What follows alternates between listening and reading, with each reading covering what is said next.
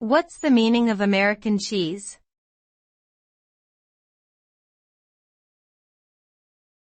American cheese.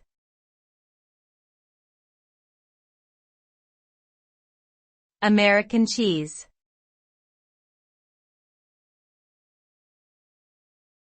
American cheese.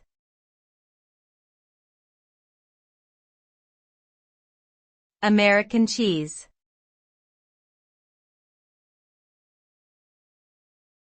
American cheese.